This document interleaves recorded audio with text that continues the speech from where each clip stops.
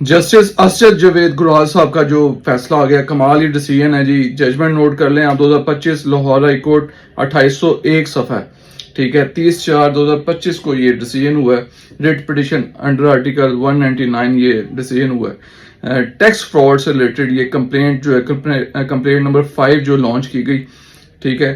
لیکن جو ہے وہ civil liability, tax liability clear نہیں کی گئی کتنا ٹیکس تھا, ٹھیک ہے. یہ اسیس کیے بغیر کرمنل جو لائبلٹی جو وہ جو کمپلینٹ جو لانچ کر دی گئی 5, اس کو انڈر آرٹیکل 199 میں کویشمنٹ میں آئے کہ یہ کویش کی جائے کرمنل پروسیڈنگ. اس کا محکمے کا یہ تھا موقف کہ سول اور جو کرمنل ہیں دونوں پروسیڈنگ سائڈ بائی سائڈ چل سکتی ہیں.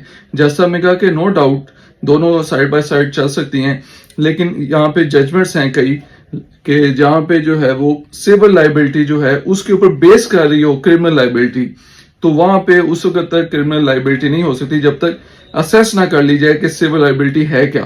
مطلب ٹیکس لائبلٹی نکالی نہیں گئی کہ اتنا جو ہے وہ جو ٹیکس بنتا تھا یا یہ اس نے فراڈ کیا ہے, فلاں چیز جو غلط اسٹیٹمنٹ دی گئی ہے, فلاں چیزیں جو, ٹھیک ہے. لیکن وہ اس کی اسپیسیفک لائبلٹی کلیئر نہیں کی گئی, ڈٹرمن نہیں کی گئی, اور وہ اسی اوپر جرمانہ بھی ہوتا ہے. ان کا جرمانہ بھی کس طرح ہوگا جو پینلٹی دی گئی ہے, ٹھیک ہے, وہ بھی اسیس ہونی ہے اسی کے اوپر جو لائبلٹی اگر فکس کی جاتی.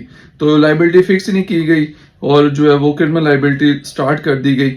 تو اس بیس کے اوپر جیسا میں جو ہے وہ یہ پٹیشن جو ریٹ پٹیشن الاؤ کی, اور جو کرمنل لائبلٹی تھی, ٹھیک ہے, جو انہوں نے وہ کمپلینٹ جو سٹارٹ کی تھی, جو کرمنل پروسیڈنگ سٹارٹ کی تھی, اس کو کویش کر دیا.